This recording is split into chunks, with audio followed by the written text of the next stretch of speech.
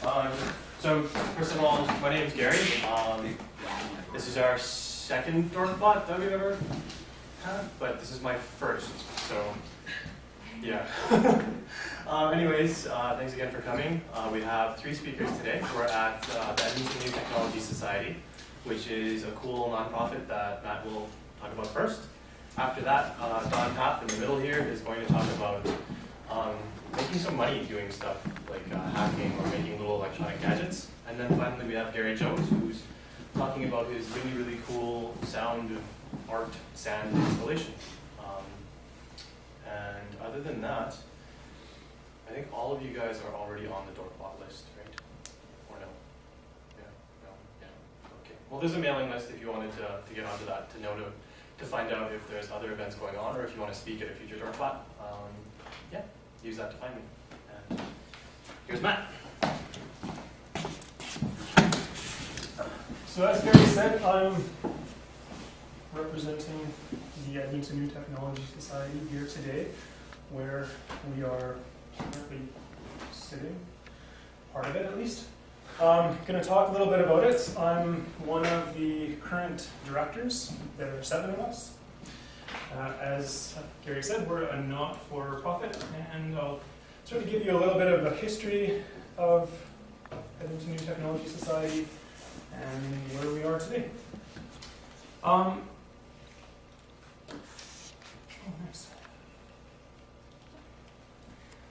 I was told that this is a pretty relaxed atmosphere. If anybody has any questions during the presentation, feel free to interrupt me and ask your questions.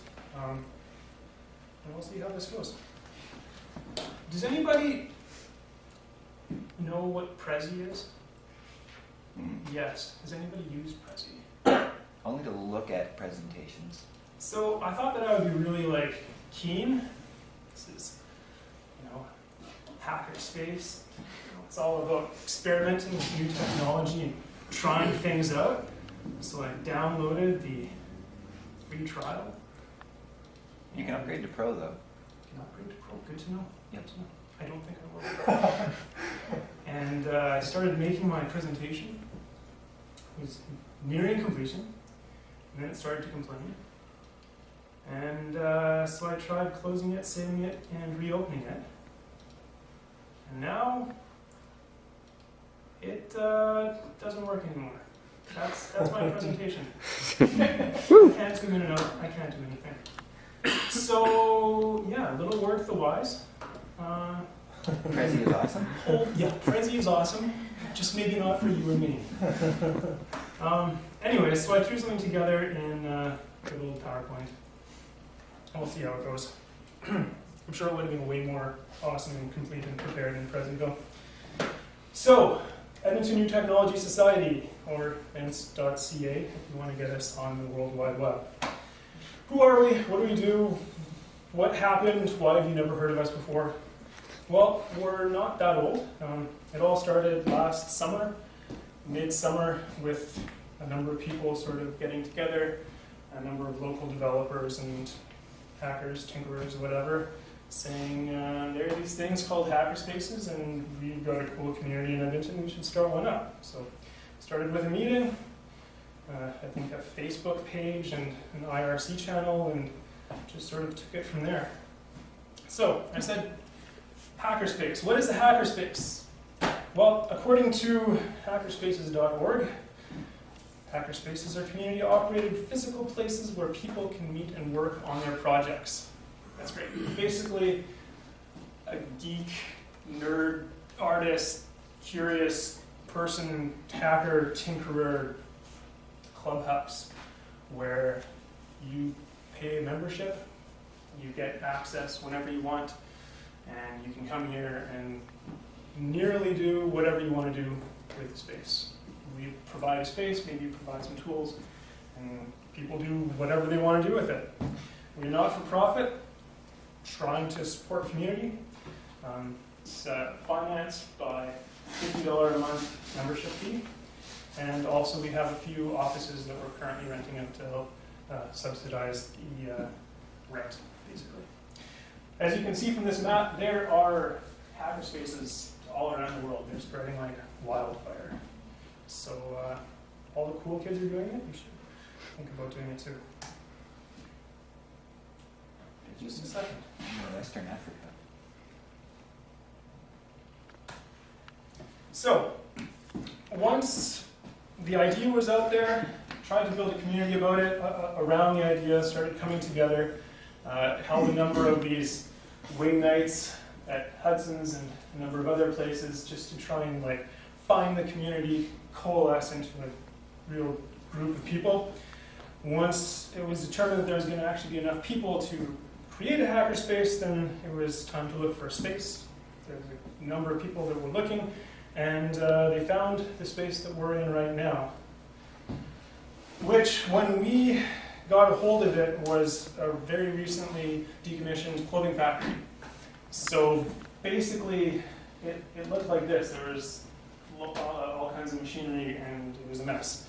And so the first major project that we all worked on was taking essentially this whole floor, which was all open, and building it into something useful.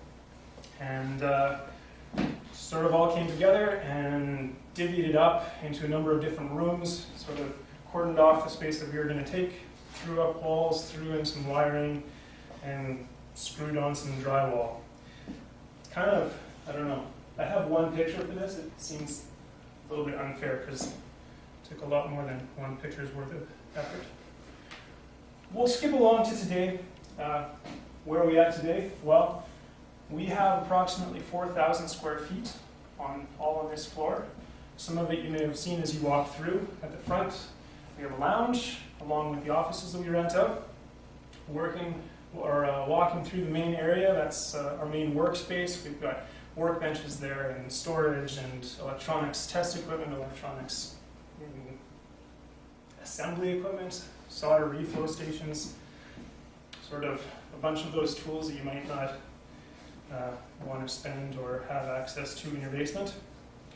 And then behind this wall we have a workshop where we have some other specialized tools that might be interesting to you. And finally, that leaves us with this room that we're in right now, which is the presentation room. So the lounge we basically have set up as a little miniature library. We've got some comfortable chairs there. We've also got a projector in there for movie nights, and a couple of Windows and Linux workstations for, whatever you may want to work on. I use them for random research and hacking and circuit board design and photo editing, whatever. Here are a couple pictures of the workshop. That's again just back here. So from these pictures, we've got a metal lathe, which is a handy tool that not many people have access to. A really big welder. One of our members is a professional welder, and he was kind enough to lend us his 200 amp MIG welder, as well as a metal cutting bandsaw here, which is pretty much indispensable if you're actually building anything out of metal. And tucked in the back there under a protective blue bag is my micro CNC 3-axis mill, which is also a fun tool to get to play with. For the workspace, again, we've got work tables and another workstation with a computer and all the electronics workbench area, as well as a lot of surplus electronics if you want to get in and mess around with the computer, build one up or tear one down. We've got a whole bunch of electromechanical equipment pulled out of old photocopiers and printers and whatever. It's a plethora of resources. And again, the presentation room here, which we are slowly developing into a useful space that's mostly used for us to get together and use, and it's also available to community organizations. We have a board games group that meets in here every few weeks, and we've got SolidWorks user group, which uses the space to give their presentations, as well as, I think, sci-fi group that comes in here, and hopefully Dorkbot. The picture on the lower right there is from an iPhone development class that was here last fall. So that's great. We've got a nice, awesome, huge space. What kinds of stuff are going on with it? Well, here are a few. These are very me-centric. Some of the projects that I'm either personally involved with or heavily involved with.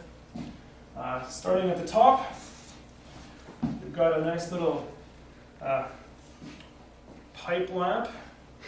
This is actually designed off of a piece that you can get online for something like $200 that one of our members thought he could knock up. So he went out and got the stuff, and we built it up in the workshop. I like it a lot because it looks like something that was just thrown together out of Home Depot hardware, which it was, except that you could not make this at home. That bulb is a little 50-watt halogen bulb. There we go, this guy right here. And if you were to try and build it at home, it would be hanging out the front or cooking itself. We actually took the little coupler that screwed or threaded in right there and customized it on the metal lathe so that it would all lock together, fit really nice, and it works really well. It's nice and bright and heavy, and it acts as a heat sink. It's really cool, and you never know that it would take a metal lathe to build it.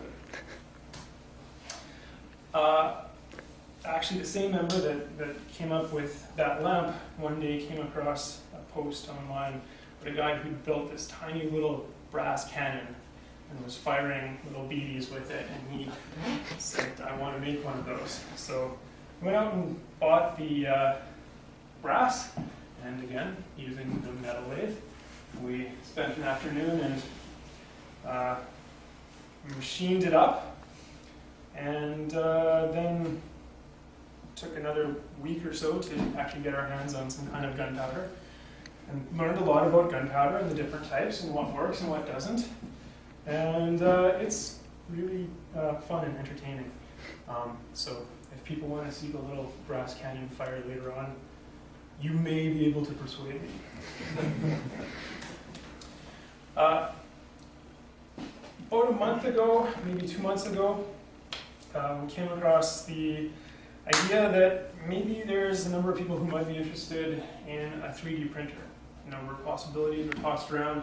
I don't know how many of you guys are familiar with the RepRap project. It's sort of like a glorified hot glue gun that uses ABS instead of hot glue, and a very, very small orifice, and then you mount that hot glue gun onto the computerized 3-axis CNC machine, and it extrudes plastic in a 3D shape. So that's ours on the left. That's still in the process of being built. A couple of the people who are working on that are actually here today at the back. Yeah, so we sort of got a number of people pledged in and bought a kit. It's in the process of being built up, so hopefully another month or so, and we should be able to print cool, weird things like these objects that you see on the right. Ours is made out of laser-cut wood that's glued and screwed together.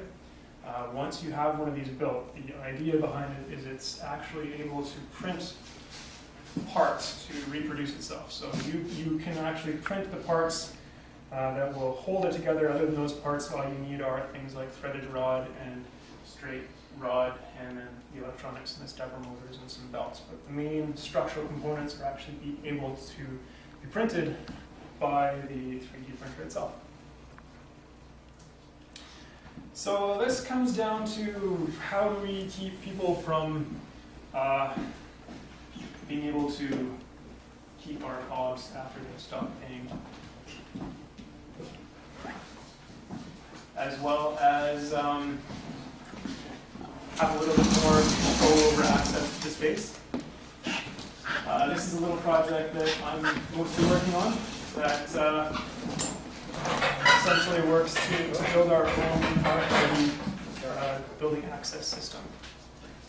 So took an Arduino, some really cheap RFID readers,